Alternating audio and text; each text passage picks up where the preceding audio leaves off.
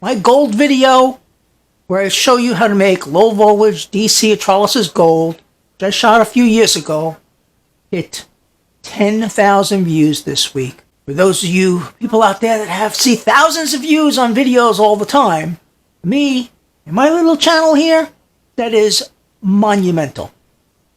And never would I have dreamed when I shot that video that I'd see 10,000 views of it. But it is a very popular video.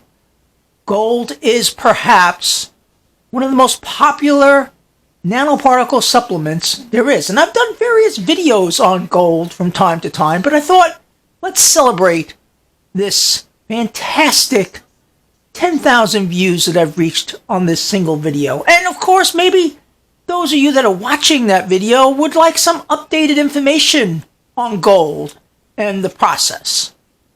So let's see what I can share with you today. Gold is one of the few metals, and I make a lot of them here in my lab. But gold is one of the few metals that you can have almost immediate results from it. I mean, within an hour or two, drinking nanoparticle gold gives you an enormous mental boost. It's also a fast anti-inflammatory, which makes it kind of like good for mild pain relief. I can't say that it'll remove all your pains, but it definitely will reduce inflammation in your body dramatically to a healthy point. So those are the two most noticeable things about gold. And with this mental boost, of course, you get the energy and vitality to do things and become more productive with your life.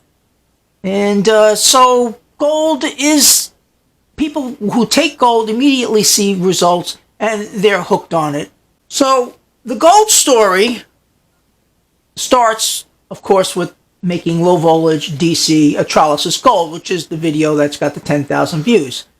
Now, that was not an easy research project. Let's put it that way.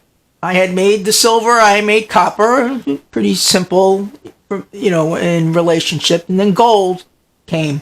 I wanted to expand my directives on making gold. And so I searched the internet, watched a few videos on ruby red gold, and they all made it look so simple. Oh, you put a pinch of this in and put a pinch of that in, and you're done. You got your ruby red gold. And I figured, well, that's pretty much the way it was with copper and silver, so why not with gold? So went and invested money in a piece of gold and went to make it, following their pinch here, pinched here instructions, and you know what? Didn't work. I lost a ton of metal off of my gold wire. In fact, my whole research project used up an entire piece of gold, 22 gauge gold wire, just trying to figure out how to get this simple ruby red color.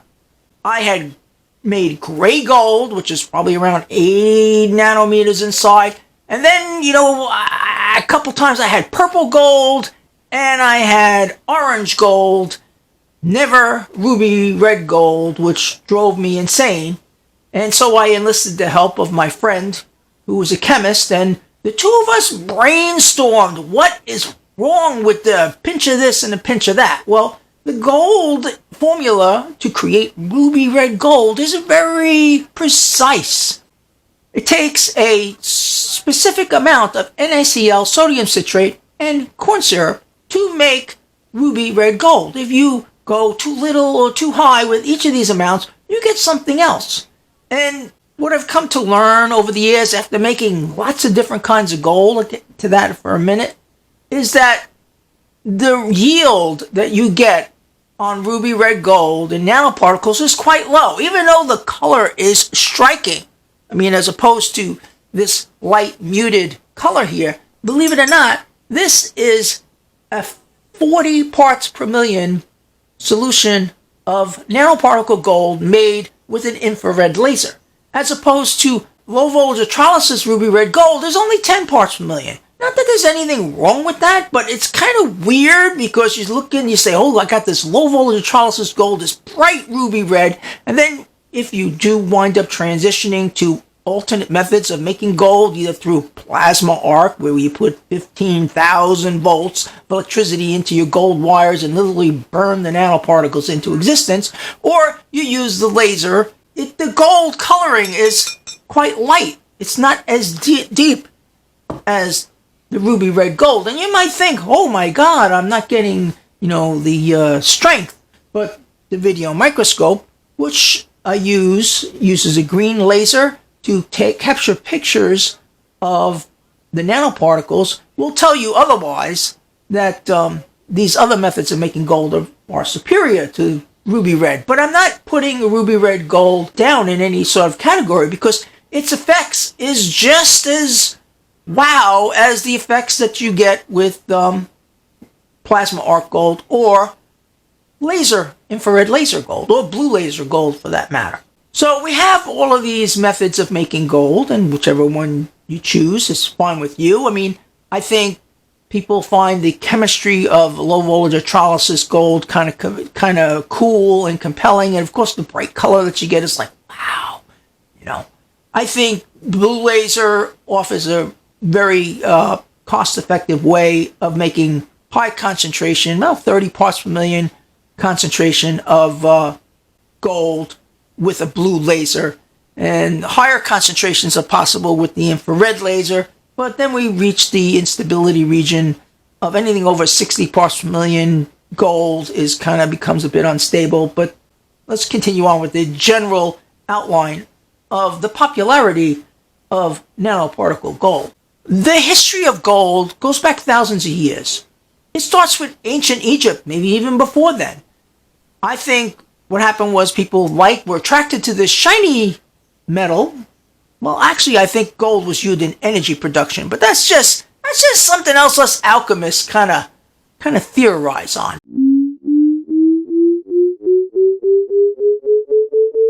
But anyway, so they would wear and adorn the gold on their bodies, and they quickly figured out that they started to feel better when they did it.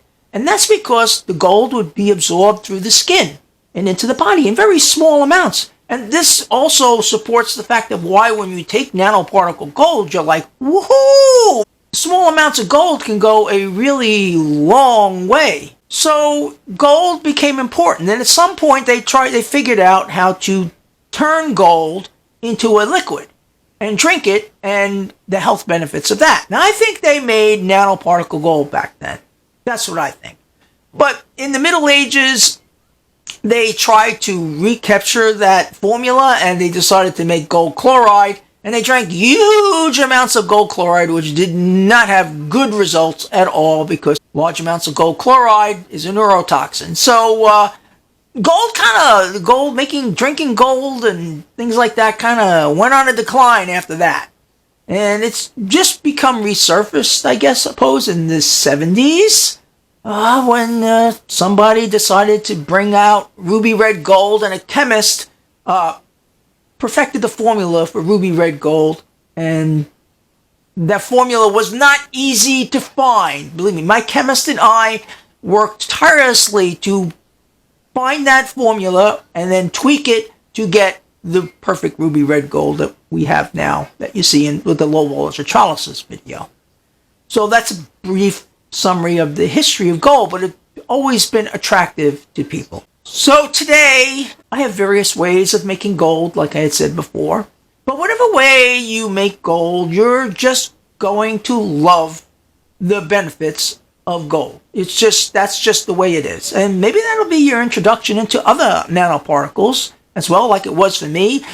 Once I was into gold, and I said, oh my gosh, let's look at these other particles, these other things we can make. Maybe there's other benefits that we're missing with some of this other stuff. And well, Alchemy Wizard was born with all of the videos and all of the stuff and metals. And I have more metals I'm going to talk about in the future on nanoparticles that I got in the video pipeline.